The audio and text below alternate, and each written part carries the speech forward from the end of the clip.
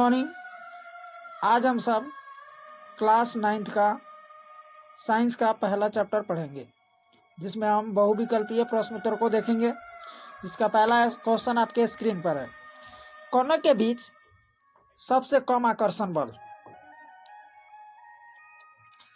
तो पहला ऑप्शन है ठोस, दूसरा है द्रव, तीसरा है गैस और चौथा है इनमें से कोई नहीं। यानी बताना है कि सबसे कम आकर्षण बल किसके कणों के बीच होता है।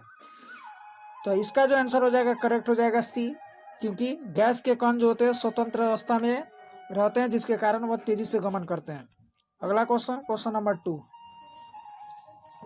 किसी ठोस का सीधे ही गैसीय अवस्था में बदलना कहलाता है। पहला वाष्पन, दूसरा ऊर्ध्वपातन, तीसरा संघनन, चौथा है संगलन। इसका जो करेक्ट आंसर है 2 का बी, ऊर्ध्वपातन। Question number 3। ऊर्ध्वपातन पदार्थ है। पहला ऑप्शन अमोनिया क्लोराइड का, दूसरा है नेपथीन का, सी है ए और तथा 2 यानी ए और बी दोनों, डी है इनमें से कोई नहीं। इसका जो करेक्ट आंसर है 3 का सी हो जाएगा, यानी ए और बी दोनों।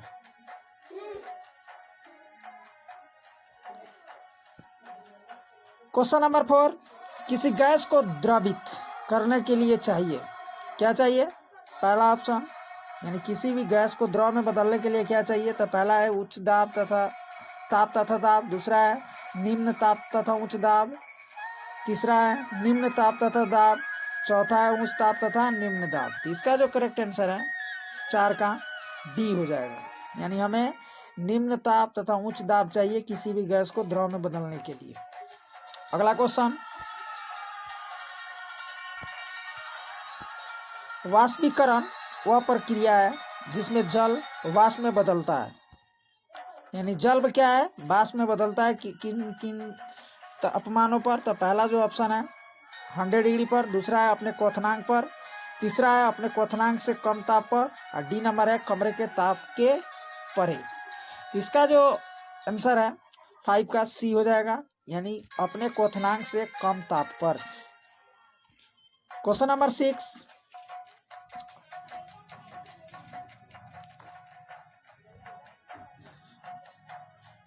शुष्क बर्फ है।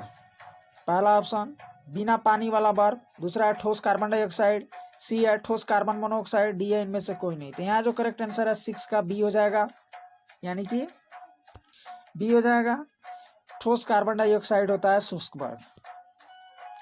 Question number 7। कणों के मध्य सबसे कम स्थान होता है।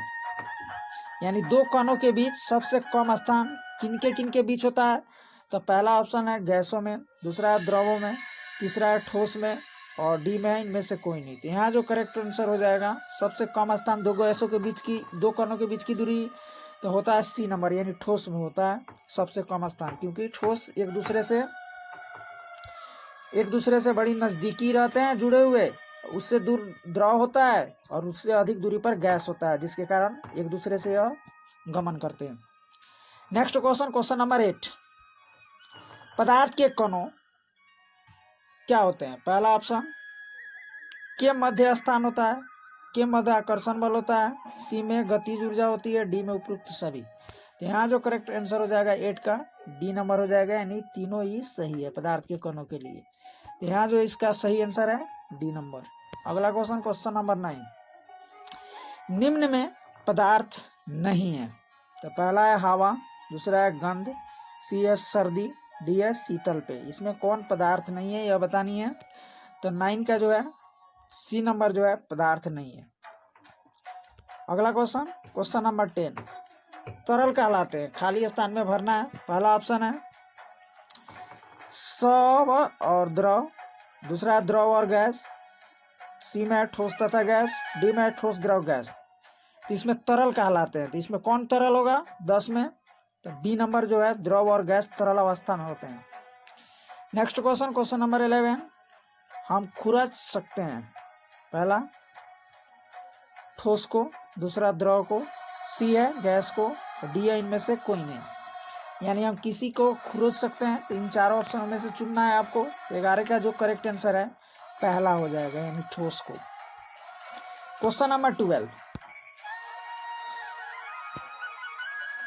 हम बहुत अधिक संपीड़ित कर सकते हैं किसको, यानी संपीड़ित कर सकते हैं किसको, ठोस को, द्रव को, गैस को, इनमें से कोई नहीं। यानी स्थान थोड़ा सा उसमें अधिक को रख सकते हैं इन चारों में से किसको, तो ठोस, द्रव, गैस, इन तीनों में से आपको चुनना है। तो 12 का जो है सी, यानी गैस को हम अधिक संपीड़ित कर सकते हैं, क्योंकि छोटे से बॉक्स में भी अधिक गैसों को भरा जा सकता है। अगला क्वेश्चन नंबर 13, खाली स्थान का आयतन निश्चित होता है, यानी किसका आयतन निश्चित होता है। 4 ऑप्शन है। पहला है ठोस, दूसरा है द्रव, तीसरा है गैस, चौथा इनमें से कोई नहीं।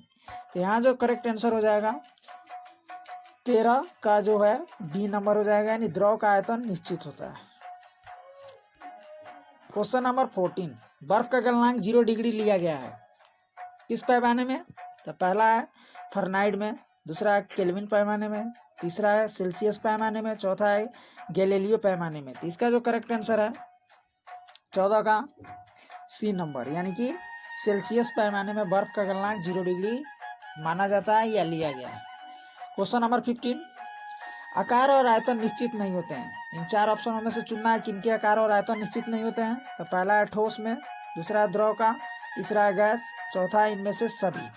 तो यहाँ जो सही आंसर इसका होगा 15 का सी नंबर हो जाएगा, यानी गैस का जो है आकार और आयतन निश्चित नहीं होते हैं। क्वेश्चन नंबर 16,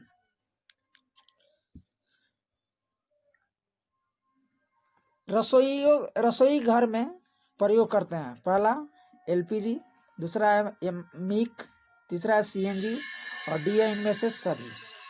तो इसका जो सही आंसर है 16 का ये नंबर हो जाएगा, यानी घरों में हम एलपीजी गैस यानी लिक्विड पेट्रोलियम गैस का यूज किया जाता है, जिसका मुख्य ब्यूटेन होता है, जिसका अनुसूत्र C4H10 होता है।